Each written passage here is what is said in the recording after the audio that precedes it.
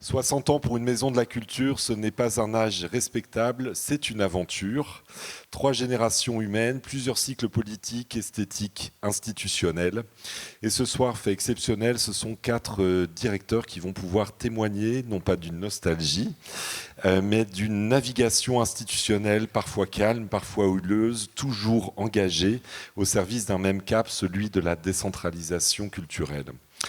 Je voudrais dire toute ma reconnaissance à Laurent Dréano qui a pris l'initiative de cette table ronde et qui a proposé à Jean-Michel Puif, qui connaît intimement cette maison, son architecture visible et ses fondations invisibles, d'animer nos discussions.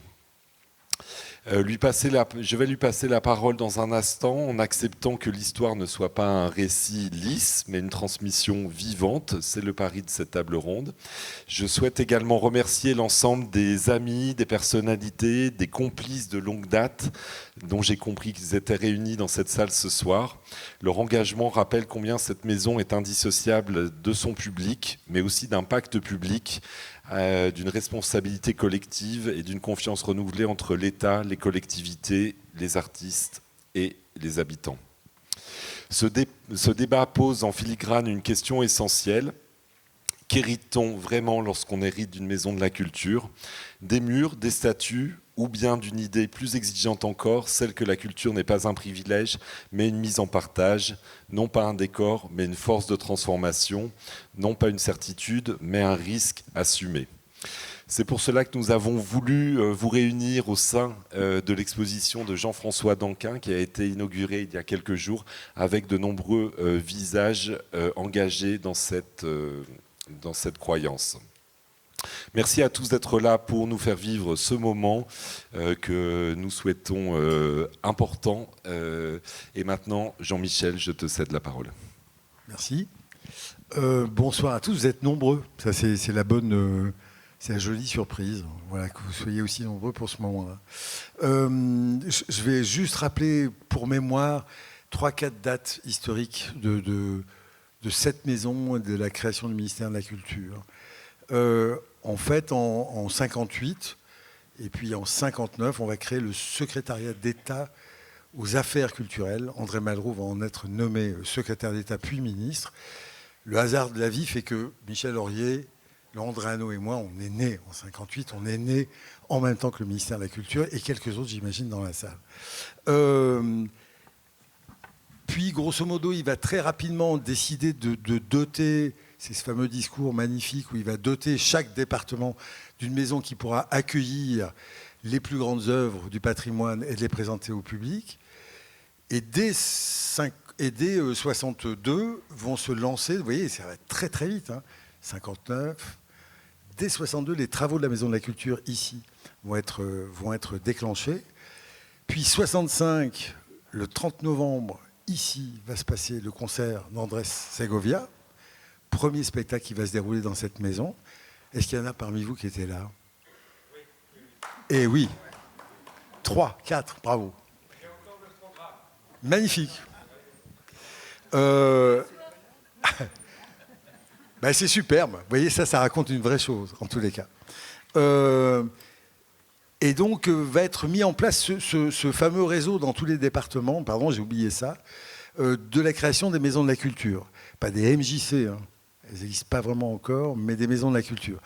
Et donc, dans la chronologie, parce que même si des fois, les Amiénois disent toujours, on a la première, c'est pas vrai historiquement, la première étant Bourges, mais la vraie première est en fait construite par Malraux, c'est bien Amiens. Donc de là la confusion qui est faite souvent. Mais suivront aussi globalement, je ne vais peut-être pas les donner dans l'ordre, mais Grenoble, Le Havre, Grenoble. Le Havre était la première, vous voyez, comme quoi. Mais hors les murs, sans bâtiment, absolument. Oui, parce que le bâtiment, le volcan, va venir beaucoup plus tard, beaucoup plus tardivement. La Rochelle, Chalon-sur-Saône, Nevers, il y a certaines de ces maisons qui ne sont plus dans les scènes nationales actuellement. Donc l'inauguration, donc comme je le disais, en 65.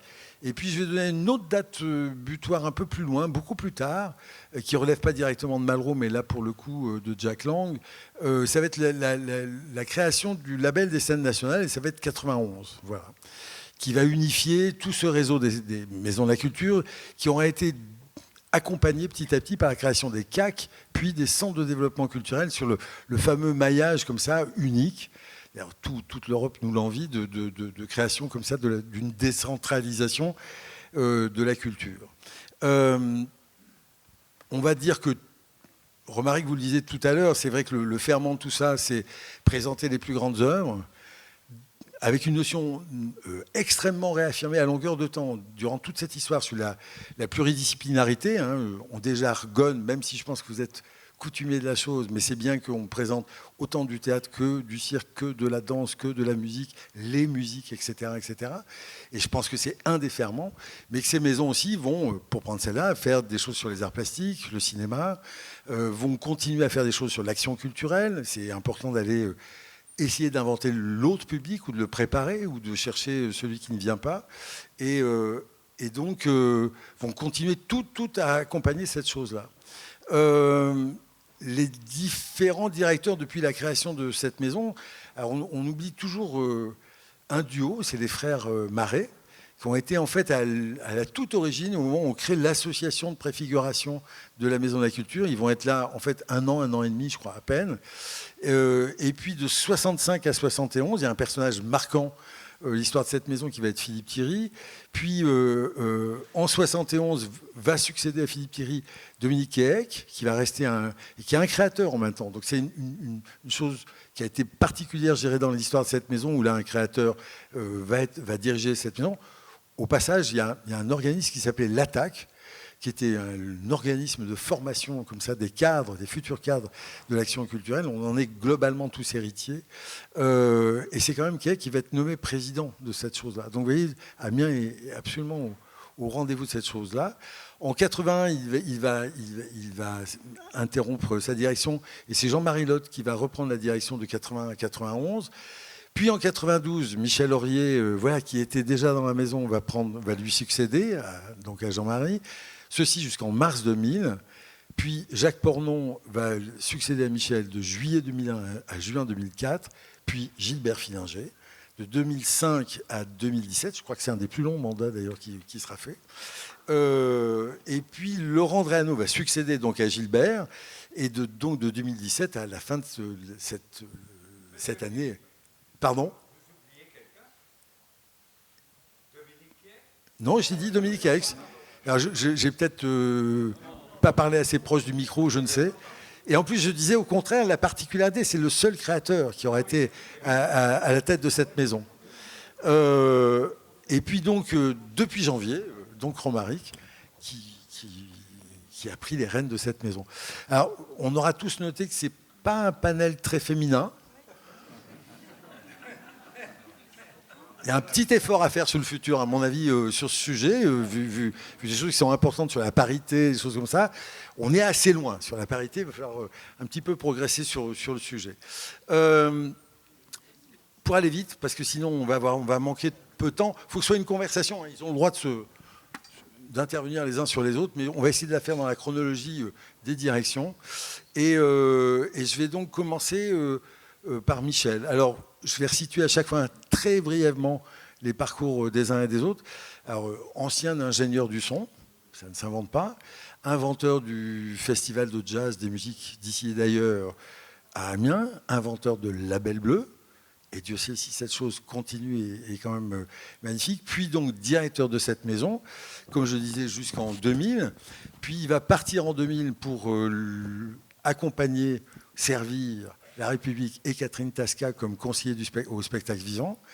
De ça, il va partir, alors ça y est, et c'est là où j'ai besoin, vous voyez, de mes notes, parce que je ne sais plus l'année où tu... Grenoble, oui, non mais Grenoble, mais quelle année, je ne sais plus. Je ne sais plus l'année. 2002. En 2002, il va prendre la direction de la MC2 à Grenoble, et puis il va devenir, en 2012, directeur général de la création artistique, donc on va dire l'entité qui gère l'ensemble du réseau de décentralisation, l'ensemble des compagnies, l'ensemble des centres dramatiques, etc., etc., des centres chorégraphiques. Voilà, il va en devenir le directeur. Puis, il va interrompre cette chose-là en janvier 2016. Et quelques mois plus tard, il va devenir directeur de la musique à Radio France, qu'il est actuellement en fonction. Et en préparant ça avec mes camarades, on se disait, mais est-ce que tu veux que je te lance sur tel ou tel sujet ou quelque chose? Alors, je leur ai tous dit qu'ils avaient le droit de raconter beaucoup d'anecdotes. Les plus cocasses, ça sera encore plus fluide. Mais on se disait avec Michel que vu le parcours, et là, je viens de le rappeler, peut-être que tu vas raconter ton passage ici avec peut-être la place de la musique. Oui, d'abord, bonjour à toutes et à tous. Je suis très ému, mine de rien, parce que malheureusement, je ne viens plus assez souvent à Amiens et j'ai très peu l'occasion de croiser vos regards et vos visages, et ça me rappelle évidemment beaucoup de choses, et les uns et les autres.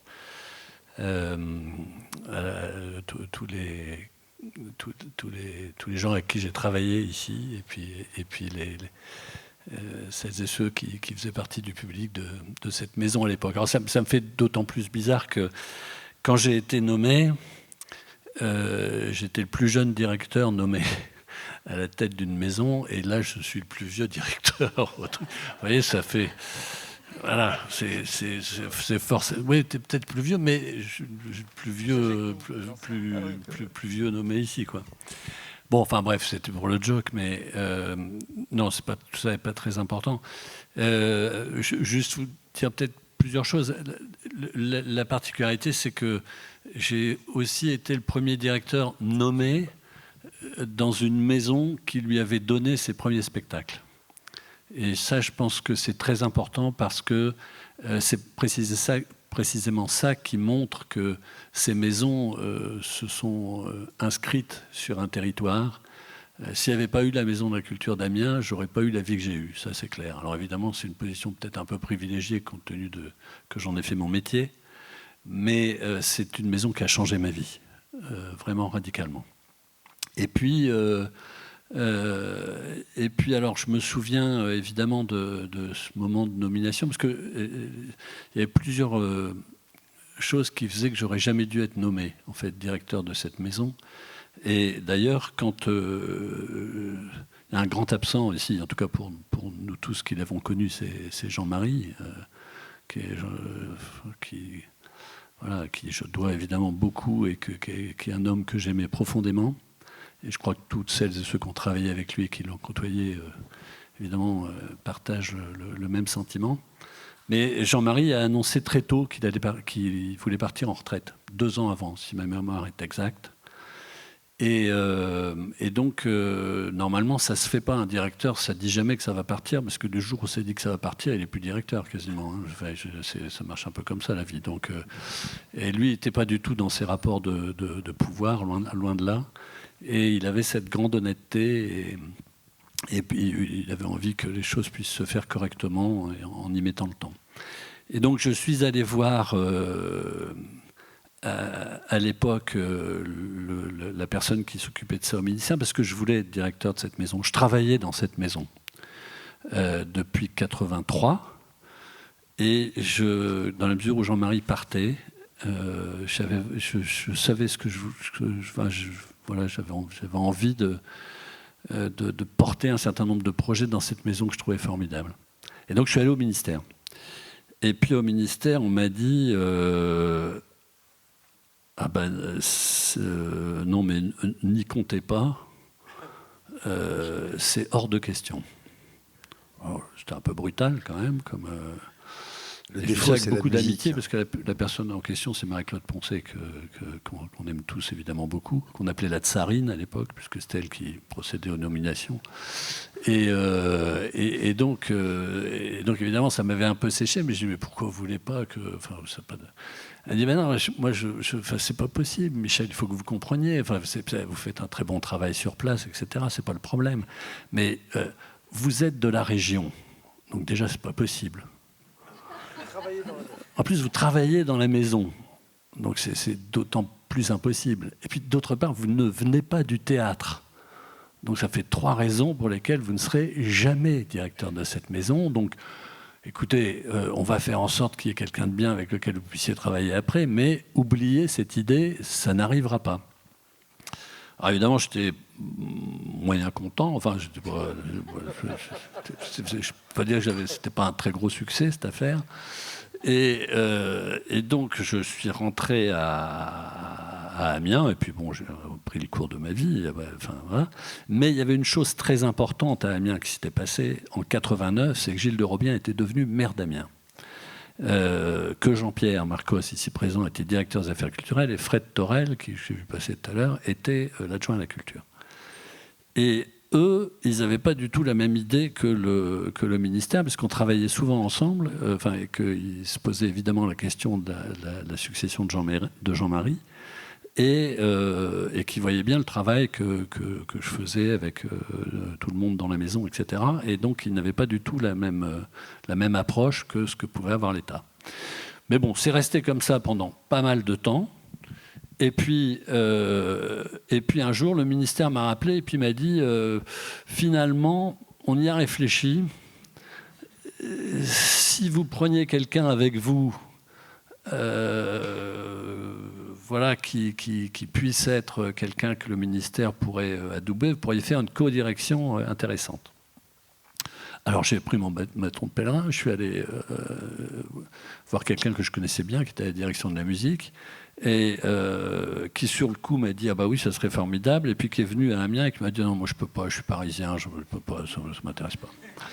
Donc voilà, donc j'ai dit au ministère, bon, bah, c'est dommage, bah, ça ne se fera pas, c'est pas très grave, mais je vous le redis quand même, j'ai quand même proposé ma candidature. Après, vous ferez bien ce que vous voudrez, mais moi j'ai envie d'aller au bout de cette histoire-là.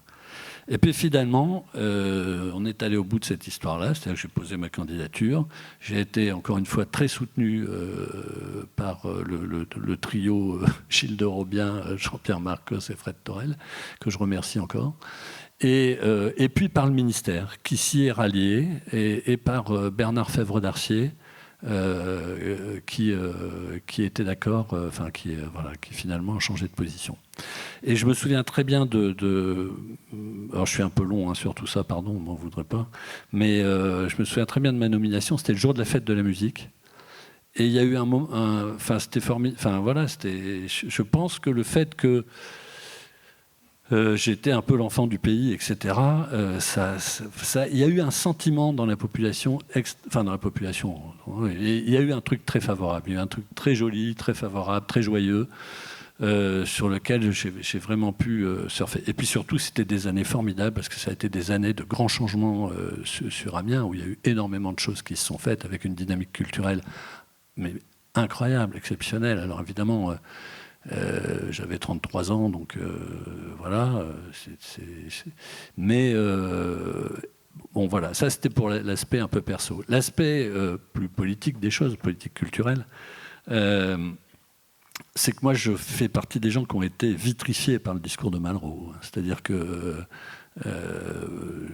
c'est quelque chose qui nous a guidés pendant très très longtemps. D'abord, c'est le discours d'Amiens, parce qu'il se trouve que j'ai eu la chance, après, de diriger une autre maison emblématique, en l'occurrence Grenoble. Et donc, pendant un temps, j'avais l'impression d'être un réparateur en maison de la culture. C'est-à-dire que j'ai fait Amiens, après, parce que j'ai fait Amiens, je fais les travaux, donc après, je suis allé à Grenoble, etc. Bon. Mais je dis ça parce qu'avec mon camarade Gilbert était à Bourges. Bourges, c'est le premier discours de Malraux. Amiens, c'est le second. Et Grenoble, c'est le troisième. La version parfaite, c'est la seconde, c'est Amiens. Bourges, il ne sera peut-être pas d'accord, Gilbert. Bourges, c'est l'esquisse. Et Grenoble, il rajoute des tas de trucs qui ne devraient pas y être. Il fait un peu de digression et tout ça. Ce n'est pas le G qu'il y a à Amiens qui est absolument formidable. Mais ce que je retiens de tout ça et ce qui nous a construit, alors évidemment, dire ça aujourd'hui, dans les temps qui sont les nôtres,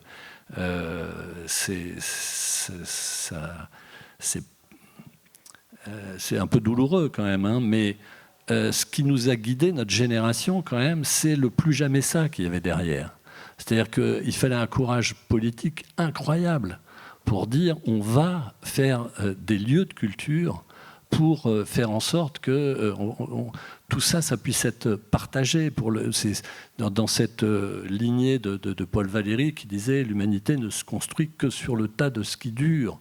Et ça a été un geste évidemment admirable, avec cette illusion que l'œuvre d'art en tant que telle suffirait à, etc., ce qui évidemment malheureusement n'est pas vrai, mais ça a permis en France et sur le territoire des aventures artistiques exceptionnelles, qui durent évidemment encore aujourd'hui, des rencontres avec un public extrêmement nombreux. Les histoires de public, c'est toujours formidable, parce que dans les années 80, au début des années 80, grosso modo, il n'y avait pas forcément du monde dans les salles. Et donc on a rempli les salles avec ce qu'on faisait en travaillant avec les artistes, etc. Et puis une fois que les salles ont été remplies, on nous a dit ouais, c'est bien vos salles, mais elles sont bien, mais finalement il n'y a pas les gens qu'il faut dans les salles. Il n'y a jamais les gens qu'il faut dans les salles. Vous remarquerez, dans les politiques publiques, il n'y a jamais les gens qu'il faut. Les gens auxquels on rend service tous les jours, finalement, ce n'est pas ceux-là qu'on aurait dû avoir. C'est toujours une espèce de mystère. Alors évidemment, je dis ça, il y a un peu de mauvaise foi là-dedans, mais on a quand même, je pense qu'on a rendu beaucoup de gens heureux à travers ça, qu'on a permis d'ouvrir des chemins pour aller à la rencontre de la musique, de la danse, du théâtre. Moi, je suis très content d'avoir été le premier directeur nommé qui puisse faire autant de musique dans une maison comme celle-là, sans jamais faire en sorte qu'il y ait moins de théâtre ou moins de danse. D'ailleurs, Jean-Michel le sait. Parce que quand même, ce que j'ai oublié, pardon, Jean-Michel m'excusera, mais j'ai été nommé, mais ils m'ont quand même dit, par contre, sur le théâtre, il faudrait que tu prennes quelqu'un avec toi. Et je dis, ouais, moi je veux bien, pas de problème. Et on va te présenter quelqu'un. Et alors, ils m'ont présenté Jean-Michel Puif. Et ça fait donc, ça fait quelque chose comme 35 ans qu'on ne s'est pas quitté. Et c'est un des autres grands bonheurs de ma vie d'avoir rencontré Jean-Michel. Voilà. On reviendra sur tout ça après. Et merci. Voilà.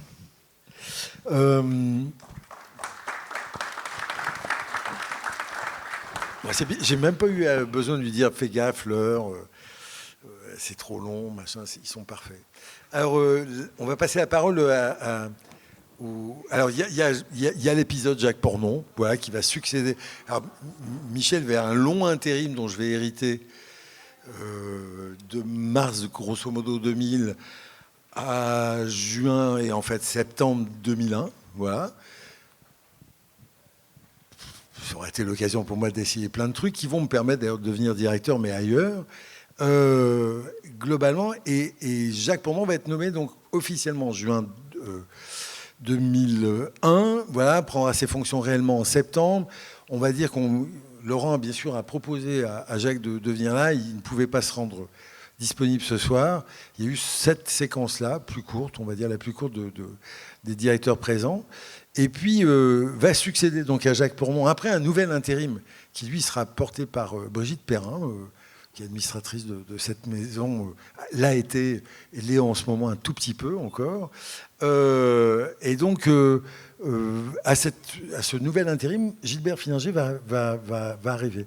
Alors Gilbert, pour le resituer pour ceux qui ne connaîtraient pas par cœur sa biographie, en fait d'ailleurs on a un point commun avec Gilbert, c'est que je vais grosso modo succéder aussi à Gilbert, mais au Théâtre de l'Aquarium, parce qu'il a été d'abord directeur administratif, je ne sais plus comment tu le dis, toi. Enfin voilà, on a été administrateur du Théâtre de l'Aquarium à un moment donné de nos vies professionnelles, puis il va devenir co-directeur du studio classique, la compagnie de Christian Rist, puis au milieu de tas d'autres activités, mais j'essaie de faire court. Puis il va être nommé de 96 à 2005. Non, j'ai loupé une étape là pour le coup. De 87 à 96, il va diriger donc. Eh ben, je me trompe dans mes notes. Excusez-moi. Aide-moi. Bourges. Les dates de Bourges. Prends ton micro. Les dates de Bourges. Les dates de Bourges, c'est 96 à 2005. 2005. Ah non, c'était ça. Donc voilà, je ne m'étais pas trompé en fait. Et de 2005 à 2017, il va donc devenir directeur de la MCA. Depuis 2018, où il a passer la main à Laurent. Il a été fondateur et directeur de Art et Jardin, le festival que vous connaissez tous dans les Ortillonnages et partout dans les régions Hauts-de-France. Voilà. Alors, Gilbert, en préparant ça, on s'est dit que une des choses comme ça qui était marquante du souhait de Malraux, de l'invention géniale de ces maisons quand même, et je pense qu'il y a largement, toi aussi, comme tes autres collègues, apporté une vraie pierre, c'était de parler des productions un petit peu et de ta relation comme ça à faire que ces maisons accueillent des spectacles tous les ans, les coproduisent des fois et même des fois les produisent. Voilà. Bonsoir d'abord, avant toute chose. Bonne année à tous. Et je suis intimidé, vraiment. J'avais même, quand Michel a commencé, j'avais encore du trac, là, ça va mieux. Mais c'est étrange puisque le 40e anniversaire, bon, j'étais là, le 50e anniversaire, j'étais là, et maintenant le 60e anniversaire, je suis toujours là. Voilà, dans des places différentes, mais en plus pour moi, Amiens, je ne peux pas le dissocier de Bourges, je suis désolé, hein, mais c'est mon histoire, c'était, disons, de diriger Bourges. D'abord, c'était pour moi une grande surprise, parce que je n'aurais jamais imaginé diriger une maison de la culture, hein, vu le parcours que j'avais. Je ne vous raconte pas ma vie, hein, mieux vaut pas d'ailleurs. Mais c'est vrai que mon parcours ne prédisposait pas à devenir directeur d'un établissement qui me semblait extrêmement loin, puisque moi j'ai un parcours d'autodidacte et donc c'est vrai que je n'ai jamais imaginé. Et pourtant, dans ma jeunesse, j'ai été très militant, hein, j'ai été au niveau d'une autre maison qui est devenue la Filature à Mulhouse, et j'organisais, un peu comme Michel, j'organisais des concerts du rock, du jazz, je faisais venir plein de choses. Je m'étais fâché puisqu'il y avait une opportunité d'avoir Frank Zappa à Mulhouse. Le contrat était signé du côté du producteur, mais à l'époque j'étais mineur, puisque la majorité était à 21 ans, donc je n'avais pas le droit de signer les contrats, et les gens avec qui je travaillais ont refusé de signer le contrat, donc je suis parti en claquant la porte. Après, j'ai eu cette chance justement d'être nommé, à ma grande surprise, à Bourges, et d'y amener, c'est vrai, d'amener dans cette maison quelque chose de nouveau qui existait déjà, mais en filigrane, pas en priorité dans la maison, c'était la production. Et alors j'ai eu une chance énorme. Le premier spectacle joué et produit dans ma direction, ça s'appelait André le Magnifique, et on avait eu 5 Molières. Et donc ça a comme dégagé quelque chose, si vous voulez, où subitement, plus personne n'ose vous dire ce que vous avez à faire, plus personne n'ose vous dire t'as jamais été directeur et deux, c'est-à-dire je n'ai pas suivi la filière, ou simplement vous commencez par un succès que vous jouez, qui tourne dans toute la France, qui se joue dans un théâtre privé, ce qui ne m'a pas fait que des amis à Paris pendant 1 an. Et aussi une magnifique aventure dans cette ville de Bourges. Et à un moment, il y a eu cette proposition du ministère qui m'a dit mais il faudrait peut-être candidater à Amiens. Alors j'avais le sentiment, je vais être honnête, transparent, que les dés étaient pipés. Donc j'ai dit mais attendez, non, il y a quelqu'un, je le sais. On m'a dit non, c'est pas pipé. Et finalement... me voilà, toujours là. Mais donc il y a eu cette nomination avec donc l'aventure de Bourges, hein, donc une maison de la culture telle que Malraux les souhaitait. Ça c'est important, des endroits donc vraiment où pas seulement du théâtre, pas seulement de la danse, mais pas seulement la musique, toutes les musiques, pas seulement du cirque, mais il y avait aussi des arts plastiques, mais Bourges, la Maison de la Culture a créé le Printemps de Bourges, hein, faut pas l'oublier. Et donc j'ai eu cette chance d'arriver ici, et c'était le même état d'esprit, c'est-à-dire que non seulement, et un cinéma aussi à Bourges, le cinéma qu'on a créé à l'époque de ma direction, et j'arrive donc ici, et il y a tous ces ingrédients qui existent, et je peux dire que je crois qu'aujourd'hui, tu as de la chance, Romaric, puisque je crois que c'est une des dernières maisons qui fait vraiment... encore, et qui est encore une vraie maison de la culture. C'est-à-dire que vous avez tous les éléments que j'ai cités auparavant, et ça, c'est extrêmement important. D'ailleurs, on est au milieu d'une exposition. Voilà, et je pense que, ou peut-être je me trompe, hein, je ne sais pas, mais que c'est la dernière maison qui, justement, voilà, touche tous ces actes de création, je dirais. Et alors, il y a une chose qui était très importante que je suis arrivé ici, mais que déjà Michel, Pornon, Jean-Michel faisaient, c'est-à-dire c'est que la production est devenue aussi, disons, est venue au cœur de l'activité. Et pour moi, c'est une chose essentielle d'avoir des artistes en résidence, présents ici, travaillant ici, et produisant leur spectacle, puisqu'on est allé, c'est-à-dire dans cet univers où on prenait en charge, c'est-à-dire c'était l'artiste, on lui disait, il y en a certains qui produisaient eux-mêmes leur spectacle, mais on les aidait à produire, on produisait leur spectacle. Et pour moi, c'était extrêmement important. Il y a eu des choses absolument magnifiques qui se sont passées ici. Et c'est vrai que pour moi, le plateau, c'est-à-dire d'être là, d'être, je dirais, le premier spectateur du spectacle qu'on produisait, c'était absolument formidable. J'étais en répétition,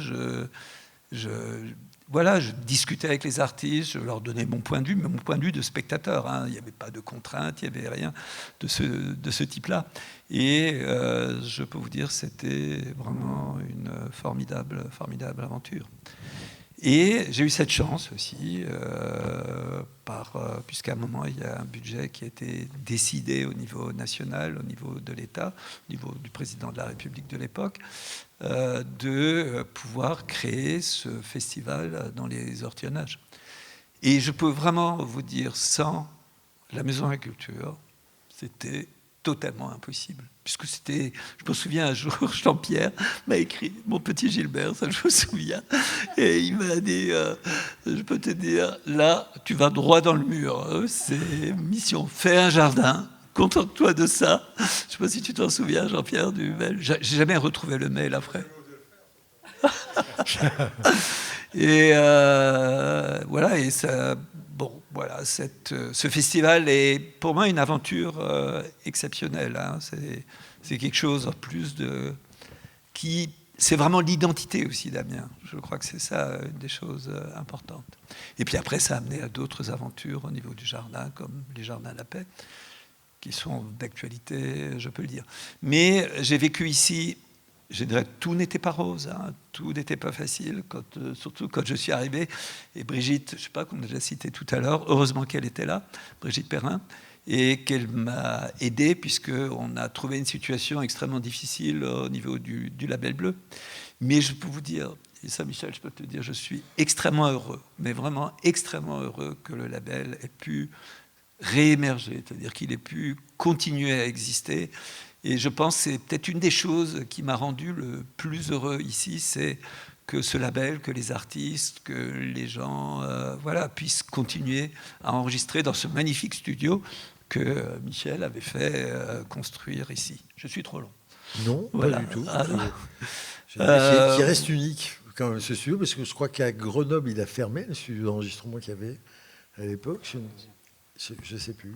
C'est rare, c'est un objet rare dans une maison. En tous les cas. À Grenoble, il a fermé il y a très longtemps. Il n'a pas tenu très longtemps du tout. Mais il n'y avait pas le même projet derrière. Non, il n'y avait pas d'ambition de non, ce qui a été formidable là-dessus, c'est finalement, on a fait ce qui c'est appelé du 360, c'est-à-dire qu'on a produit des artistes sur scène, on les a enregistrés, on a produit leurs albums. On a diffusé leurs albums de façon non seulement en France mais à l'international. Et on les a fait tourner à l'international. On les a emmenés au Japon, au Canada, au Festival de Montréal, en Europe, etc. etc. Et tout ça, ça partait d'Amiens. C'était un grand bonheur, c'était formidable. Super que tu aies sauvé cette chose-là. Parce que mais c'était pas facile, bravo. Peut-être... Un dernier mot ? Pardon ? Un dernier mot, Gilbert, non, je sais pas. Oui, je suis très heureux que vous soyez aussi nombreux, puisque je me disais, on va être quoi ? On va être une cinquantaine qui s'intéresse à ça, qui s'intéresse à d'autres histoires. Mais c'est votre histoire, c'est notre histoire, hein, je dirais, puisque je connais quasiment tout le monde ici, et je crois qu'on a... Michel pourrait dire la même chose, et puis Laurent pourrait dire la même chose, et puis quelques jours d'un bégaiement, un balbutiement. Mais on a vécu des choses magnifiques, et surtout on a réussi à maintenir quelque chose, puisque c'est jamais gagné. Ça, je peux vraiment vous le dire, c'est jamais gagné. C'est un combat. C'est un combat où moi j'ai vécu des moments d'angoisse réelle, de souffrance même, hein, de se dire est-ce qu'on va y arriver, est-ce que voilà, puisque du jour au lendemain vous perdez 300 000 euros de subvention et puis après encore une fois 300 000 euros. C'est pour ça que j'ai mis le costume rouge ce soir. Je l'ai acheté à l'époque d'une des pertes de 300 000 justement. Tu l'as pas acheté sur fonds publics? Non, pas sur fonds publics, sur fonds privés. Non, et puis cette maison, elle a aussi... il y a une chose qui était très très beau de mon époque. J'ai eu quand même le sentiment de répondre, je les ai emmenés d'ailleurs, et celle de Bourges et celle d'Amiens, de répondre à ce que Malraux souhaitait profondément. Et puis, d'avoir... Et ces maisons, ce qu'elles peuvent faire, c'est qu'elles peuvent inventer. Qu'elles peuvent vraiment inventer des choses. Il y a des choses fondamentales qui durent. Le label, c'est une chose fondamentale. Ça a permis à des centaines de musiciens d'exister. Il y a des gens qui n'existeraient pas aujourd'hui si ce label n'avait pas... Et donc, il fallait se battre pour continuer à le faire exister. C'est vraiment important.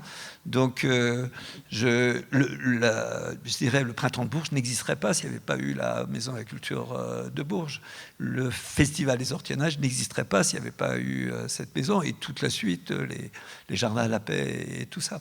Et donc, je crois que ce pilier, je dirais, est vraiment, vraiment essentiel. Et je sais que la période actuelle n'est pas simple. On a le sentiment que la culture a été vraiment mise presque, je dirais, au rebut. Mais il y a quelque chose d'assez violent même, je dirais, qui est en train de se passer, où on a le sentiment de quelque chose qui est absolument fondamental. Alors là, j'ai relu quelques mots où Malraux parle de ce qui est exceptionnel, mais il dit en même temps, à côté de cet exceptionnel, tant de bêtises. Et on peut dire qu'aujourd'hui, c'est l'actualité, le temps de bêtises. Voilà, donc je vais me taire, puisque sinon... Sinon, après, je vais dire que t'es trop long. Hein, voilà. Ouais, c'est trop long. Voilà. Merci beaucoup. Hein. Merci à toi.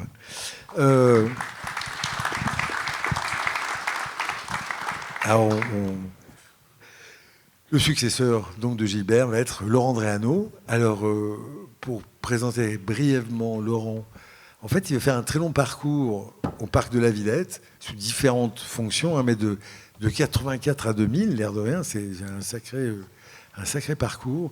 Il va être responsable de la programmation en fait, au Parc de la Villette, mais il va, en fait, il en parle rarement, mais il va être en fait fondateur un peu avec toute la bande, la Targée, etc., des statuts du projet architectural. Enfin, il a vraiment vécu l'histoire de la Villette de A à Z. Puis il va quitter la Villette pour une ville du Nord, qui est Lille, où il va être coordinateur général pour Lille 2004, capitale culturelle européenne. Et puis il va quitter un beau jour la grande ville du Nord, voilà, pour devenir conseiller pour le spectacle vivant. Là, il va faire un autre record, parce que Michel a été avec Catherine Tasca, mais Laurent, je crois d'ailleurs, tu es bien le seul à avoir réussi cette chose-là, il va être conseiller pour le spectacle vivant pour 3 ministres successifs. Puisqu'il va être conseiller pour le spectacle vivant, ça change peut-être un peu de libellé, mais globalement pour Aurélie Filippetti, puis pour Fleur Pellerin, et même pour Audrey Azoulay. Voilà, ce qui est quand même peu fréquent, je crois, dans l'histoire républicaine, qu'elle garde les mêmes collaborateurs au cabinet. C'est-à-dire, en fait, le président changeait de ministre, mais gardait Laurent Dréano pour tenir la maison. C'était ça la méthode. Le truc. C'était ça la bonne méthode. C'est pour ça que le machin marche encore, d'ailleurs. Et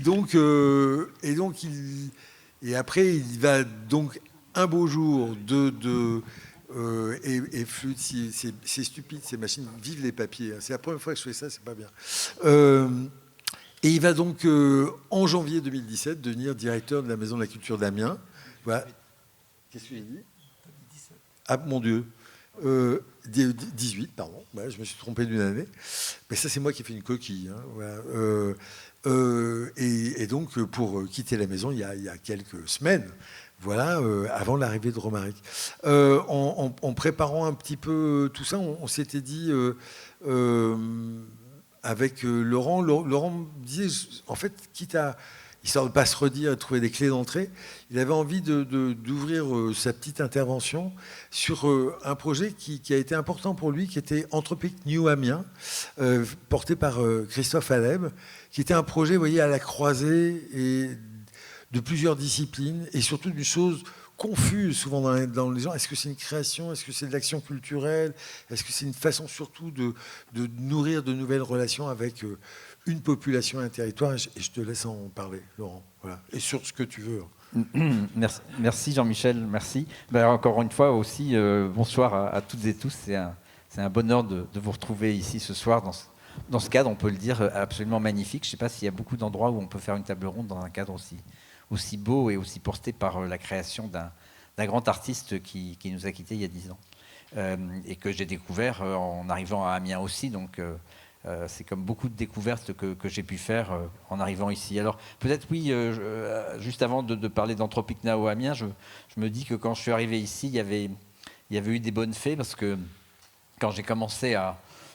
bon, d'abord, j'ai accompagné Audrey Azoulay pour les 50 ans de la Maison de la Culture. À l'époque, je n'avais pas eu l'idée du tout que je pourrais y postuler et que, voilà, d'ailleurs, Gilbert n'était pas... on ne parlait pas du tout de ton remplacement à ce moment-là. Enfin, en tout cas, c'était un peu une surprise. Je me souviens surtout que Audrey Azoulay était arrivée depuis 3 jours. Et donc, alors, outre le fait qu'elle avait dit qu'elle voulait me garder, ça c'était une bonne nouvelle, mais on ne savait pas du tout comment elle composait ses discours. Et donc, j'ai préparé un discours, voilà. Et puis, le samedi matin, je pensais que, parce qu'avec Fleur Pellerin, en général, elle corrigeait 3 virgules, et puis c'était bon. Et le samedi matin, on se retrouve au ministère, et on devait partir à midi pour être à l'heure pour le moment officiel des discours à Amiens. Et elle me dit, mais non, mais ça va pas du tout, Laurent, c'est pas du tout. J'ai réécrit tout ça pendant la nuit. Voilà, enfin. Toujours est-il qu'on s'est retrouvés dans la voiture. On était avec Irène Basilis, qui était aussi au cabinet à ce moment-là, à finir de réécrire le discours jusqu'à son arrivée à Amiens. Elle m'avait dit un truc qui m'avait frappé à ce moment-là. Elle m'a dit, non, mais vous parlez tout le temps de Malraux, mais pour moi, Malraux, c'est bien, mais moi, je préférais qu'on parle de Jean Zay. Alors j'ai dit, bon d'accord, ok, on parlera aussi de Jean Zay, voilà. Mais c'est vrai qu'à Amiens, c'est un peu plus Malraux quand même. Voilà. Enfin, toujours est-il que cette inauguration, mais cette journée des 50 ans s'est extrêmement bien passée. Et puis voilà, et puis à un moment, quand on est en cabinet, surtout quand on est resté aussi longtemps, faut bien penser soi-même à son avenir, et j'ai commencé à regarder, et c'est vrai que la Maison de la Culture ayant ouvert son appel à candidature, j'ai postulé et puis j'ai rédigé un projet comme Romaric l'a fait il y a quelques mois et j'ai été retenu. Et quand je dis qu'il y avait des bonnes fées, il se trouve que Philippe Thierry, pour moi, c'était quelqu'un de très important parce que il était directeur de l'ONDA quand moi j'ai commencé à travailler à la Villette, et il m'avait mis le pied à l'étrier de toute la relation à l'international. Et puis aussi, on allait manger à l'ONDA, à la fameuse salle à manger cuisine de l'ONDA. Donc c'était quelqu'un de très convivial, et voilà, je m'étais dit, c'est vraiment important dans les lieux qui reçoivent du public de marquer ce rapport-là de convivialité, d'accueil. C'est vraiment quelque chose d'essentiel. Et puis, il se trouve que pendant mes 5 années au ministère, j'ai eu l'occasion de côtoyer Michel, et ça a été un bonheur de travailler avec Michel, qui lui était donc à la DGCA, et je crois qu'on a on a œuvré au mieux de ce qu'on pouvait faire entre le rôle de quelqu'un au cabinet et puis le rôle de quelqu'un qui conduit les affaires de l'administration publique. Et donc d'une certaine façon, c'était assez naturel d'arriver à Amiens. Alors j'avais un passif en arrivant à Amiens, c'est que j'avais travaillé 12 ans à Lille, et donc en 2017, c'était pas très bien vu, il a fallu que je dise, excusez-moi, mais effectivement, vous pourriez me prendre pour un Parisien, ou pire, pour un Lillois. Et quand je disais ou pire pour un Lillois, on disait attention, effectivement. Voilà. Mais je me suis tout de suite senti complètement amiénois, et ça a changé les choses. Et voilà. Et donc, plutôt que effectivement de brosser tout un aspect, je voulais revenir sur ce projet qui est peut-être pas très connu des uns et des autres, qui s'appelait Anthropic Now Amiens. Qui est un projet qu'on a monté à partir d'une résidence longue qui s'est déroulée de 2019 à 2021 d'un chorégraphe, Christophe Aleb, qui est allé à la rencontre de jeunes d'Amiens et qui les a fait parler, les a fait danser, les a fait raconter un peu ce qu'ils pensaient de leur ville et qui les a filmés. Et alors, la résidence, elle a été longue. Elle a duré 1 an de plus que ce qui était prévu, parce qu'au milieu de tout ça, il y a eu la période Covid. Donc, à un moment donné, il a interrompu ses travaux et puis il les a repris avec eux en juin 2020. Et ça a donné le fait qu'on puisse monter, à une période où les maisons étaient fermées, une performance dans l'espace Matisse, ici même, avec ces jeunes, qui étaient une trentaine. Il en avait rencontré 60 à 80 pendant toute cette période, et l'espace était scénographié. Il y avait des films, des rushs qu'il avait fait avec les différents jeunes, et ça a été formidable parce que pour moi c'était un peu une façon de rendre les publics et les non-publics, parce que beaucoup de ces jeunes ils pénétraient dans la maison de la culture. J'avais dit beaucoup, mais là 90% des jeunes qui étaient là, c'était la première fois qu'ils mettaient les pieds dans la maison de la culture, et ils devenaient participants agissants de la maison de la maison. Alors ils étaient d'autant plus participants agissants que c'était cette période. Il avait fallu qu'on raconte un peu n'importe quoi sur le fait que c'était une action culturelle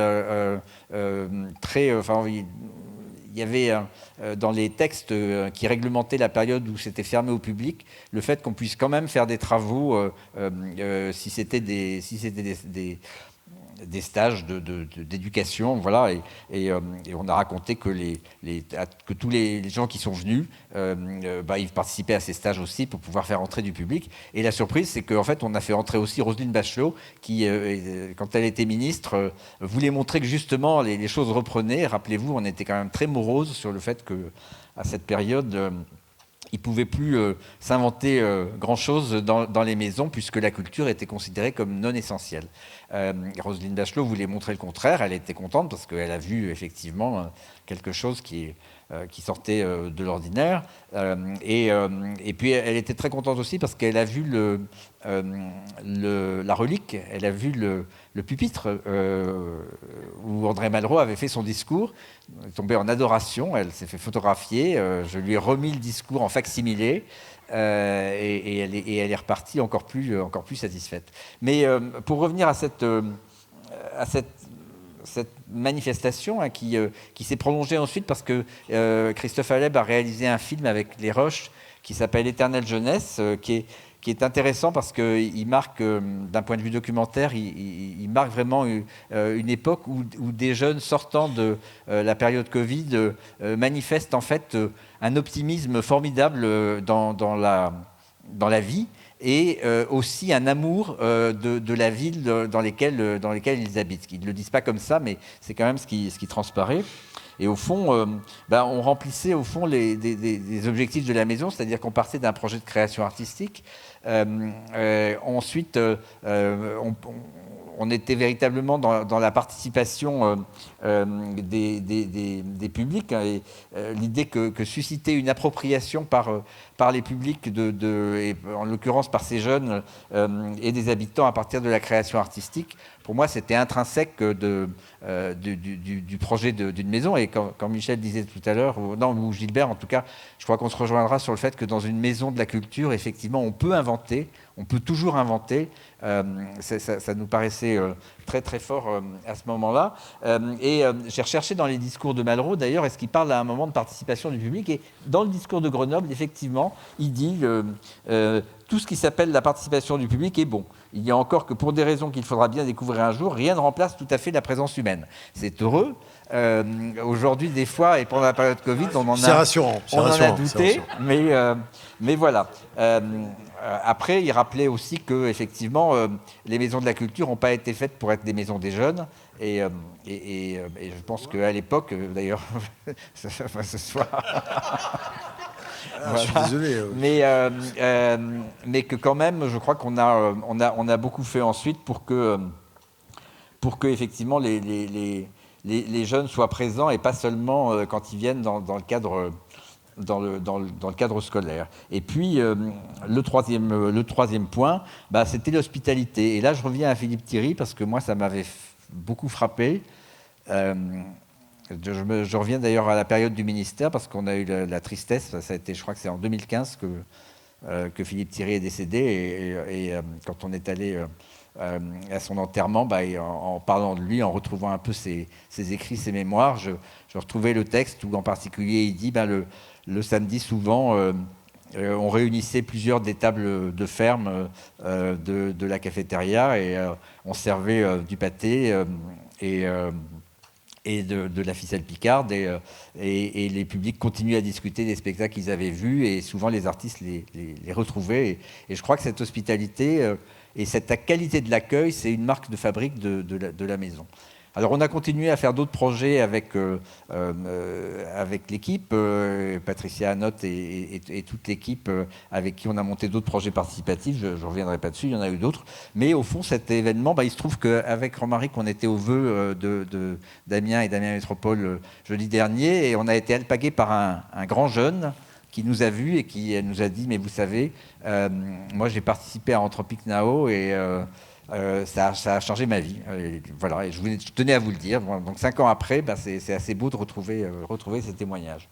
Alors, je ne sais pas si j'ai encore 3 minutes ou une demi-minute. Voilà. Oui. Juste pour dire que dans cette foulée, quand on a accueilli l'école nomade du Théâtre du Soleil avec Ariane Mouchkine, au fond, ce qui a prévalu et ce qui était important, c'était que ça se passe d'abord dans une maison comme la Maison de la Culture. On l'a fait dans le Grand Théâtre, on l'a fait sur le plateau du Grand Théâtre, symboliquement. C'était très important. 120 personnes qui ont participé, pour qui, pour beaucoup, ça a changé soit leur vie, enfin pour certains, en tout cas, ça a bouleversé leur projet, qu'ils soient amateurs ou qu'ils soient en phase de professionnalisation. Et là encore, ce qui revient après, c'est la qualité qu'une maison comme celle-ci peut offrir en termes d'accueil. Et cet accueil, pour moi, il est intrinsèque d'une dernière idée que je voudrais défendre là et la rappeler maintenant, c'est que la maison, elle n'est jamais aussi forte que quand elle joue collectif. C'était quelque chose qui m'avait frappé quand on était à la Villette ou quand j'étais à Lille, c'est que quand une maison est très forte, elle doit d'autant plus ouvrir ses portes à ses partenaires, que ce soit des festivals, que ce soit d'autres théâtres ou des lieux de spectacle ou d'exposition dans son environnement. Et je crois qu'on a fait ça dans ces dernières années et ça a été important parce que ça a permis de se rendre compte aussi à nos observateurs de la force que constitue le tissu culturel amiénois et dans lequel la place et le rôle que la Maison de la Culture a joué depuis le début, je crois, est fondamental pour faire qu'aujourd'hui, il y a une telle profusion et une telle entente entre les différents acteurs de la métropole amiénoise et, je dirais, d'une certaine façon, de la région Hauts-de-France pour défendre les engagements qu'on peut avoir pour la culture, ce qui est d'autant plus important dans les périodes qu'on vit aujourd'hui. Voilà. Merci Laurent. On va finir quand même le tour d'horizon des directeurs par Romaric Dorier, récemment donc nommé ici. Romaric aura, je vais aller vite, successivement il a travaillé à la Maison de la Culture de Grenoble, à la MC2, avec Michel d'ailleurs. Vous voyez comme ça, vous avez vu tous les liens bizarroïdes comme ça, une mafia en fait. Mais donc il va travailler à la MC2 à Grenoble, puis après il va travailler à Annecy, à Bonlieu, voilà, pendant de longues années, où tu vas être secrétaire général, puis même administrateur, si je ne dis pas de bêtises. Et puis, Michel rappelait qu'il a été nommé à 33 ans directeur de la Maison de la Culture, battu, 32 ans, il est nommé au Phénix à Valenciennes. Pam. Donc tu as été un des plus jeunes directeurs de scène nationale, je pense, en effet. Et tu vas rester donc de 2019, c'est ça, je ne sais plus. De 2009, oui, voilà, pardon. Jusqu'à ces derniers jours, à Valenciennes, pour venir nous rejoindre là. En préparant, là, bien sûr, toi, tu ne peux pas avoir l'historique, tu peux pas...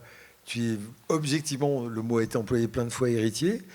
Tu as publié plusieurs fois des choses récemment, et notamment, tu as organisé des choses autour du projet de candidature que tu as eu. Et il est audacieux, on va le dire, puisque, en effet, ces maisons, elles ont eu plusieurs périodes, plusieurs âges. Et Romaric porte une chose sur le fait de dire qu'elles doivent continuer à se réinventer, continuer à questionner le fameux modèle malraux-chien ou même celui héritier, on va dire, de Langue. Et donc, tu as écrit une chose sur les maisons de la culture et de la nature. Voilà. Je te lance. Oui, je pense que c'était à la fois une boutade et puis aussi un dialogue avec le travail qui a été développé avant. Je pense qu'on a croisé une série de lignes de force sur la question de l'ouverture au monde, l'international. Ça, je pense que c'était très fort. Avec Gilbert, on est devenu le Phénix et la MCA, les deux pôles européens de création de la région, aventure qu'on a continuée avec Laurent. Et c'était vraiment essayer de reprendre les choses sur une discussion, beaucoup avec l'anthropologie, qui est quand même la science de la culture, et notamment un auteur que j'ai associé au projet, qui est Philippe Descola, qui a écrit cet ouvrage très très important sur la question par-delà culture et nature. Et sur cette réflexion de se dire qu'est-ce qui a changé depuis le plus jamais ça dont parlait Michel tout à l'heure, à l'époque, pendant les 30 Glorieuses, où la Maison de la Culture a été lancée ici. Et c'est vrai qu'il y a une révolution anthropologique forte. La première, ça a été le rapport à la culture qui a été changé, parce qu'en gros, le bâtiment qu'on a autour de nous, aujourd'hui, il tient à peu près dans ça. C'est-à-dire qu'à l'époque où il y avait la médiathèque ici en bas, la possibilité de rencontrer des gens en direct, en vrai. Une salle de télévision. Une salle de télévision, voilà. Il n'y avait pas les réseaux sociaux, il n'y avait pas ce rapport aux industries culturelles. Et ça a été cette réflexion qui a été de se dire comment est-ce qu'on peut réinventer ce modèle-là qui mêle le vivant au cœur du projet. Le vivant a été beaucoup abîmé ces dernières années et par le Covid, et aujourd'hui on rentre dans une période qui est très complexe de conflits.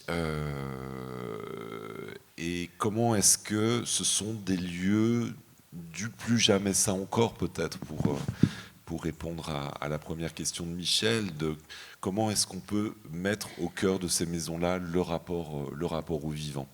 Donc derrière cette chose un peu provocatrice de Maison de la Culture et de la Nature, il y a cette chose-là d'essayer de réfléchir à un projet qui met le vivant au cœur de son action. Le vivant, c'est la relation avec les spectateurs et l'œuvre, des vivants en face des vivants, comme disait Villard, ne plus être derrière un écran, mais avoir ce lien sensible au spectacle vivant ou aux artistes vivants contemporains. C'est la question aussi du vivant entre les spectateurs, et pour reprendre l'image, souvent cette image de Malraux, de la cathédrale, de la religion, du religiéré, bien sûr, hein, il y a le lien à l'œuvre d'art, un peu mystique, mais le religiéré aussi entre les habitants, entre les spectateurs, sur un territoire. Et cette question du vivant, elle va concerner énormément, je pense, la jeunesse aujourd'hui, dans les années à venir, sur comment est-ce qu'ils vont pouvoir trouver, ça répond à ton expérience sur Anthropicno, de nouveaux lieux qui vont être des abris, des refuges,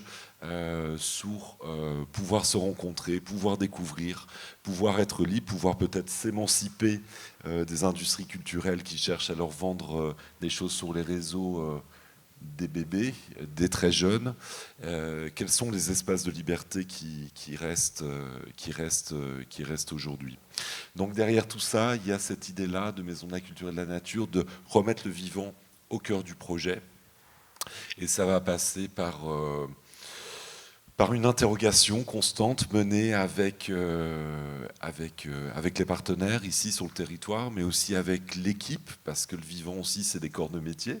Et on a parlé de la mémoire aussi des équipes, mais voilà, nous sans équipe, sans personne pour faire ensemble les projets, en fait ça n'existe pas et ce sera jamais là pour le coup remplacé par une intelligence artificielle. Et voilà, donc là on est en train d'imaginer plein de choses avec l'équipe. Là, la dernière fois, je me suis dit, en écho du projet de Laurent qui s'appelle Ici, on va ouvrir un projet qui va s'appeler Loin. Ce sera le premier laboratoire ouvert d'intelligence naturelle, justement contre l'intelligence artificielle. Réfléchir à tous les espaces de porosité, d'échange qu'on peut avoir entre habitants par rapport à un territoire, par rapport aussi aux vivants, et on va faire des choses, continuer à faire des choses avec Gilbert dans les ortillonnages. Et ce qui m'a intéressé particulièrement dans le territoire d'Amiens, c'est que ça me semble un territoire d'expérimentation possible à cet endroit-là, où le rapport à la nature qui était très décrié il y a encore 30 ans, ça devient quelque chose qui va être un véritable refuge aussi dans les années à venir, d'avoir une ville verte, d'avoir une ville qui soit entouré par la nature, où il y a aussi une qualité de vie et de rencontre de taille humaine qui est formidable et qui m'a plu. Et voilà, c'est pour ça que j'ai souhaité inventer un projet pour, j'espère, les années qui viennent avec vous. Merci. Alors, avant alors, je ne sais pas comment on va faire avec... On va essayer de distribuer les micros. Je ne sais pas si... Non, ça va être compliqué. Je ne sais pas. Aussi, il paraît qu'il y a des micros. Super. Puisqu'on a parlé plein de fois de Philippe Thierry, moi j'ai dû à peu près... Chaque fois que c'est toujours un cauchemar de faire des éditos. Allez, une année sur 3, j'aurais rêvé de faire plein de maisons différentes. Parce qu'au moins, il y a une phrase de Philippe Thierry dont on a beaucoup parlé ce soir, dont on est, je pense, tous là, héritiers, et sur... le fait qu'en fait, ce tout petit haïku philosophique, c'est une des rares interviews d'ailleurs que Philippe va donner à la presse, et la journaliste lui pose la question suivante, elle dit, mais au fait, c'est quoi votre métier là, de directeur de maison de la culture, de programmateur? Et il a cette phrase géniale, il dit, oh, vous savez, il a toujours fallu des ânes pour porter les prophètes. Bah. Souvent, je trouvais que c'était mieux qu'un édito. Enfin, voilà, je me suis dit, ça va plus vite, plus brutal, prompt, voilà. Mais je pense que c'est une bonne façon de se rappeler que ces baraques sont faites d'abord pour présenter des œuvres, puis d'essayer de tenter de mettre du public devant, puis essayer de faire grandir la famille au plus grand, et que c'est tellement déjà un premier débat d'arracher les gens de leur écran, et d'y viennent enfin partager ensemble, pas seuls, une chose. Voilà au moins comme, allez, mot de la fin, je me l'offre. Et donc, question avec la salle. Sur le grand moment aussi. Bon, écoutez, vous avez un parterre. Un petit micro là. Hop.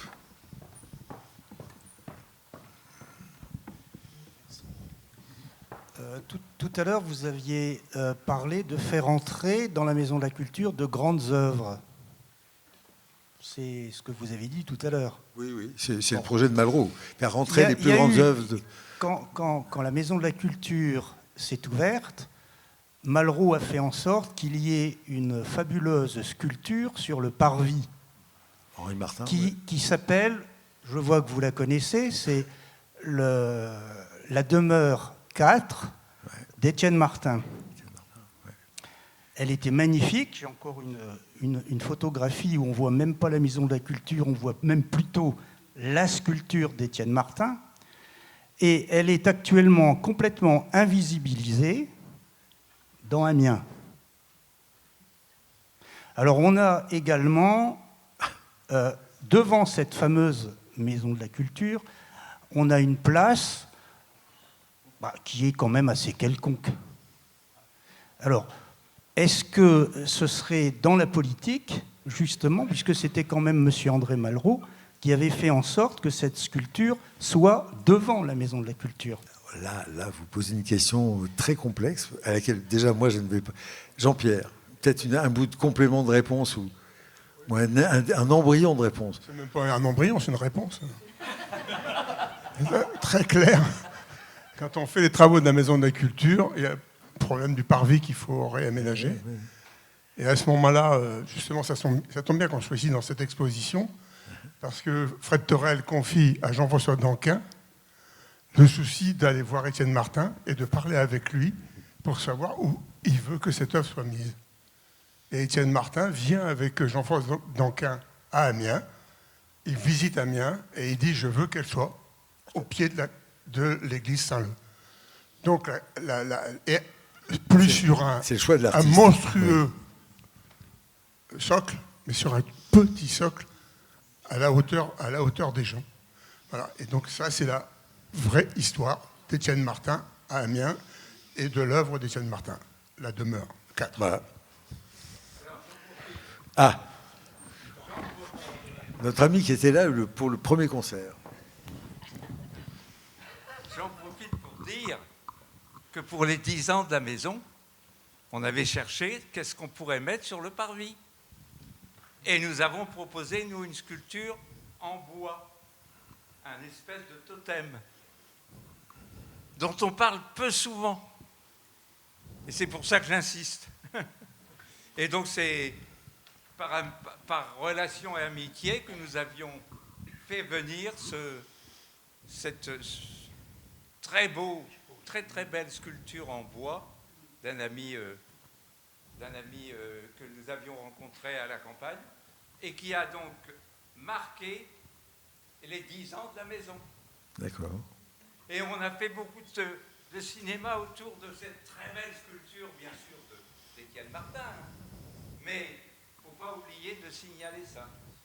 Voilà, de l'importance des arts plastiques dans cette maison. Voilà. Oui.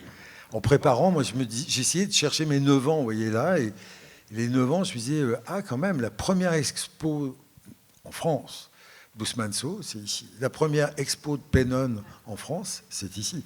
La première expo de Martin Part, qui vient de décéder, Amiens. L'air de rien, vous voyez, j'ai 3 souvenirs qui me reviennent de ce que faisait Augusto d'Acosta, formidable programmateur des arts plastiques dans cette maison. Mais excusez-moi du peu, hein. Regardez les 3 noms que je viens de citer. Voilà. Bon, hop. Alors, d'autres questions? Oh oh. Ah. J'avais en profité aussi pour faire une mise au point. Parce qu'on a cité beaucoup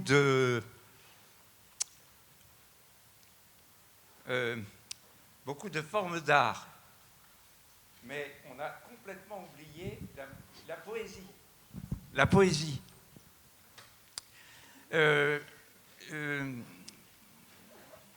Jean-Marie Lotte fait une rétrospective de la vie culturelle amiénoise et il oublie complètement la poésie, sauf quand il s'agit de parler de lui. Mais quand il s'agit de parler des autres, c'est beaucoup plus compliqué. Alors, c'est assez injuste. Alors attendez, quel dommage quand même que ce domaine de la poésie qui est arrivé quand même grâce à Dominique Hieck, car il a eu la bonne idée d'ouvrir une saison sur un temps fort pour la poésie.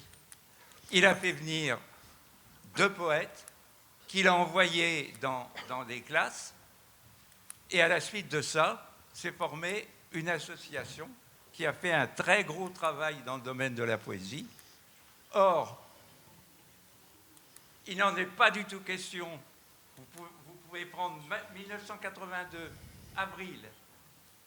Tous les temps forts d'avril, et nous on a fait une semaine poésie qui a été magnifique, très bien marchand. Pas du tout question de ça. Voilà. Est-ce qu'il est là, Jean-Luc Vigneux? Ah, Jean-Luc, es-tu là? Qui vient de faire un truc très chouette sur l'historique de la maison qu'il a appelé Mathieu, puisqu'il est picard. Mathieu, pareil, il ne parle pas du tout des 10 ans et de la sculpture, il s'appesantit sur celle d'Étienne Martin, il ne parle pas du tout de notre semaine. Donc, je me permets moi, publiquement, oui, et d'essayer de réparer cette injustice. Et de remercier encore Keek d'avoir eu cette bonne idée de faire un temps fort d'une saison, d'un début de saison qui était en 1976 sur la poésie. Jean-Pierre Cordier, tu voulais dire un petit quelque chose? Je juste dire en attendant que... Moi, Jean-François, mais je suis outré par ce que tu viens de dire. Je suis outré parce que Jean-Marie Lotte est arrivé en 1966, appelé par Philippe Théry, pour s'occuper on va dire, de ce qui était tout littéraire dans la maison. C'est quand même Jean-Marie Lotte qui a créé le journal de la maison, dans lequel étaient publiés des poèmes. Donc on ne peut pas dire que Jean-Marie Lotte ne faisait pas de la poésie, pas lui. Mais deuxièmement, il y avait un monsieur dans la maison que moi je n'ai pas connu, je suis arrivé après, mais qui s'appelait Carlos de Hori, et qui faisait des animations et des clubs. Il y a peut-être des gens ici qui s'en souviennent, sous la houlette de Jean-Marie Lotte, pour faire de la poésie. Alors, moi, ce qui m'a toujours frappé ici, c'est que chacun tire le truc, la couverture à soi.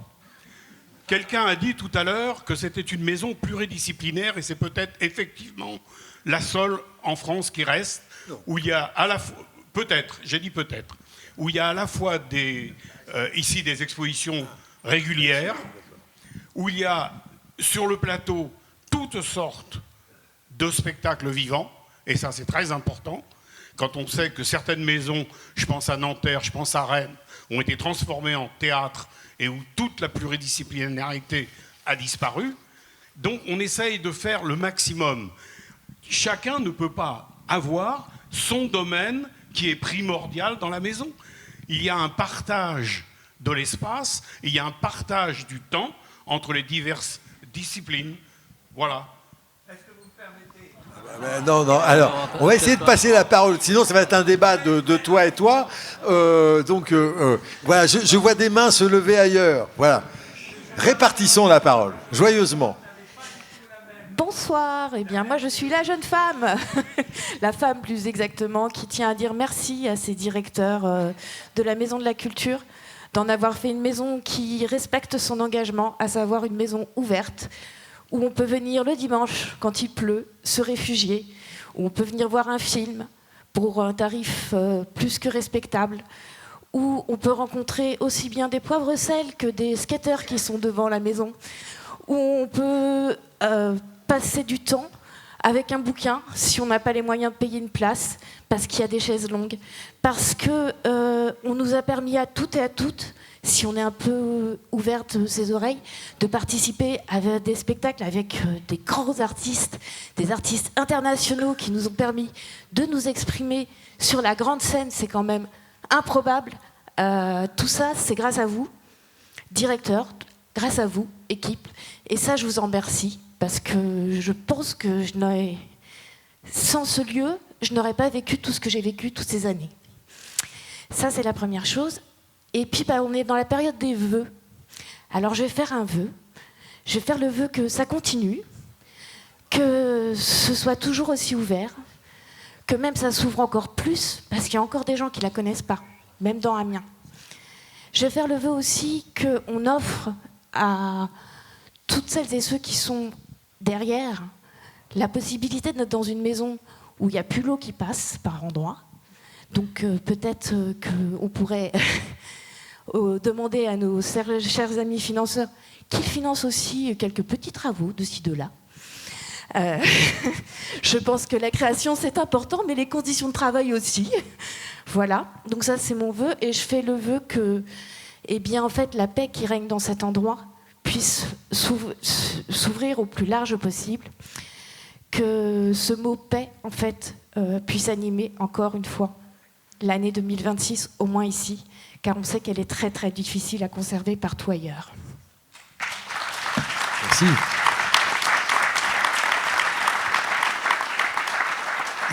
Il y avait une autre main dans le fond de salle, je crois, c'est ça, non? Il y avait tout à l'heure. Oui, madame. Ah mais non, c'est Brigitte Perrin. Oh, madame Perrin.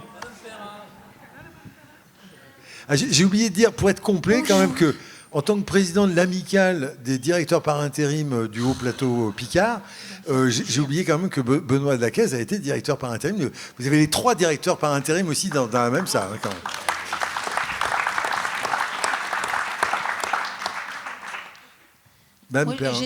J'aimerais juste revenir sur ce que disait Michel au début. C'est pourquoi on a toujours l'impression d'avoir pas le bon public. Qu'est-ce que vous en pensez, vous, directeur? Ah, très bonne question. Qui répond? Messieurs. C'est tout le débat sur le service public en règle générale. Je bosse à Radio France, vous avez peut-être noté qu'on nous reproche de ne pas avoir les bons auditeurs. La ministre nous a dit qu'on avait 15 millions d'auditeurs, c'est bien, mais ce n'était pas ce qu'il fallait, quoi. Grosso modo, il n'y a pas... mais blague à part, il faut toujours faire attention à ça, parce que il y a quand même un rapport entre le sujet entre l'objet qu'on présente et ce qu'on va défendre et les publics que ça va toucher. Je veux dire, on sait très bien que si demain il y a des tas de choses qui se font sans intervention publique et avec des salles qui sont bourrées de jeunes ou de CSP-, qui payent très cher pour y aller d'ailleurs, et où là, a priori, ça devrait contenter toutes celles et ceux qui pensent qu'on n'a pas le bon public. Moi, je ne pense pas du tout de cette façon-là. Je pense qu'il faut évidemment qu'on fasse, et ça je crois que c'est le travail qu'on fait tous là où on est, qu'on fasse en sorte qu'il y ait le plus grand nombre possible de gens qui aient accès de façon libre, facile, et qu'il n'y ait pas de hiérarchie par l'argent ou par ce genre de choses pour accéder aux œuvres ou aux artistes, évidemment, et puis qu'il y ait vraiment des liens profonds qui se tissent entre le territoire et les équipes artistiques qui y travaillent. Mais c'est un travail... alors évidemment, là-dedans, il faut qu'on fasse en sorte que les nouvelles générations puissent y avoir accès, puissent s'y investir, etc., etc. Mais il faut pas se leurrer. Si on regarde le discours de Malraux, il disait un truc, il était éberlué par une chose, dans le discours d'Amiens, c'est qu'il dit il n'y a jamais eu 10% d'une population qui s'est rassemblée dans l'ordre de l'esprit. Et parce qu'il disait, à Bourges, il y a 60 000 habitants et il y a déjà 7 000 abonnés à la Maison de la Culture. En 66, il dit ça. Mais c'est prodigieux, c'est formidable. Enfin, je veux dire, on se rend pas... Alors évidemment, Beyoncé, elle fait 3 fois le Stade de France, et tant mieux, c'est super, et j'adore Beyoncé, c'est un show magnifique, et j'ai pas de problème avec ça. Mais quand on fait une sonate de Beethoven, ou quand on lit de la poésie, ou quand il y a des choses beaucoup plus modestes en termes d'impact et de rassemblement en face, mais chaque personne qui va être en lien avec ça est une personne tout à fait engagée, respectable, et il y a un rapport humain qui se crée qui n'est pas forcément quantifiable comme ça. Donc moi je suis très inquiet de cette chose-là. En même temps, on est dans un monde, hier j'ai fait une émission sur culture où on parlait de ça, mais on est dans une société qui vieillit aussi, la preuve, hein, on est tous là, encore une fois. Et la société occidentale, enfin le monde occidental, vieilli, ça on le sait. Donc est-ce que pour autant on n'a plus accès à la culture quand, enfin, je veux dire, c'est cette espèce de césure, moi, elle me dérange. Évidemment, je me suis jamais posé la question, moi, de qui était dans la salle. Enfin, franchement, je la trouve très gênante, et on en a déjà discuté dans nos endroits professionnels très souvent. Je pense que quand on commence à se poser de façon trop forte ces questions-là, il y a un truc qui dérape et qui va pas bien. Mais ça ne nous départit pas de la nécessité de faire en sorte que la culture s'adresse au plus grand nombre, et évidemment d'abord aux jeunes et aux gens défavorisés, bien sûr.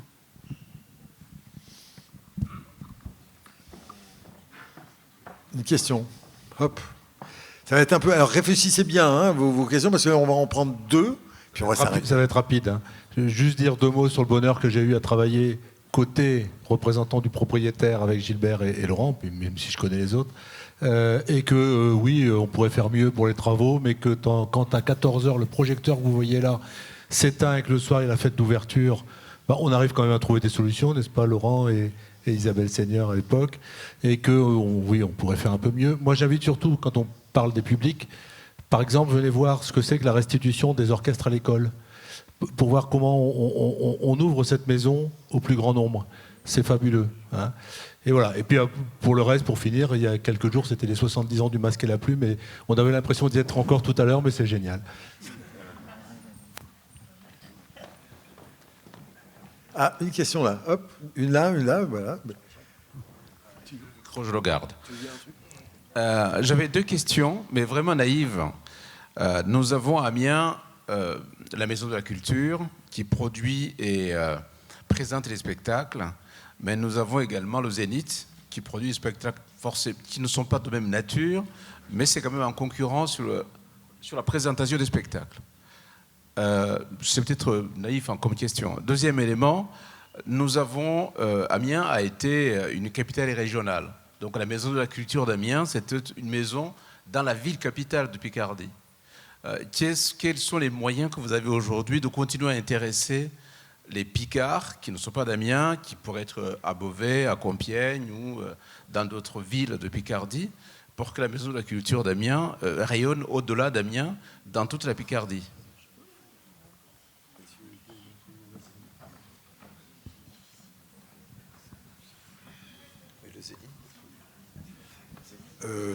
Alors, est-ce que mes camarades vont répondre? Sinon, je vais me jeter à l'eau pour essayer de tenter de vous répondre. En tous les cas, déjà, l'économie de ce qui est produit et présenté dans un zénith n'est pas la même que celle qui est présentée dans une scène nationale. Très simplement, 3 à 4 000 places à 20 €, admettons, c'est beaucoup plus cher que ça. Mais admettons 4 000 places, vous voyez, ça fait, on va faire du calcul mental, ça fait 80 000 €, voilà. Tandis que 1000 places, vous voyez, là, même à 30 €, ça te fait que 30 000. Donc oui, c'est pas les mêmes artistes parce qu'ils n'ont pas la même audience, ils sont pas du tout, ils sont cupides, des fois. Les artistes sont cupides, je le dis. Des fois, ils aiment l'argent. Et donc, vous voyez, ils vont formater inconsciemment. Beyoncé, vous imaginez le Stade de France 3 fois. Oh là là là là là là. Bon, voilà, c'est pas les mêmes. Donc, on peut pas comparer ces 2 choses-là parce que tout bêtement, il y a une industrie du cinéma, du machin, et discographique. Voilà, il y a des gens qui vivent, vous voyez, de ça. Et puis après, il y a des artisans. On va dire qu'on admettra qu'on est plutôt du côté des artisans ou des chercheurs ou des premières fois, etc., dans ces maisons-là. Ça, c'est la première réponse. Quant à la seconde, le rayonnement, vous savez, il y a un très beau théâtre à Compiègne, avec un collègue qui fait formidablement bien son boulot. Puis à Beauvais, c'est un nouveau théâtre magnifique. Et puis à Creil, il y a une collègue là, que j'ai découvert qui est passionnante. Et je pense, là où vous avez raison, bien sûr, il faut essayer de rayonner. Et je pense que Laurent, chacun des directeurs là a eu ce souci. Voilà, et cette attention à travailler avec, pas contre, mais avec, en complicité. Maintenant, est-ce qu'il faut s'exporter, vous voyez, au sens, on s'étend. Eh ben, je crois que c'est la grande différence entre 66 et aujourd'hui, c'est Creil, c'est Beauvais, c'est Compiègne, c'est tout ça. C'est que la France, et c'est magnifique, et les opérateurs publics qui sont parmi nous, voilà, ne peuvent être que heureux, fiers, et on ne peut que les féliciter de cette chose, mais unique et magnifique, qui a tissé une chose. Et là, je ne parle que de Picardie. Si c'est les Hauts-de-France, c'est encore plus exemplaire. Voilà. Vous avez vu comment les gens de Seine-et-Marne connaissent vachement bien la région. Madame.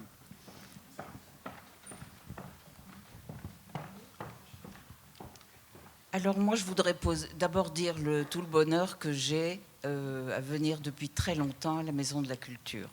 Mais je voudrais interroger le nouveau directeur parce que chaque directeur que nous avons ici devant nous, je dirais, a ses spécificités, ce qu'il aime et ce qu'il développe. Et on s'aperçoit qu'en passant d'une personne à l'autre, on n'a pas tout à fait les mêmes nuances dans la programmation.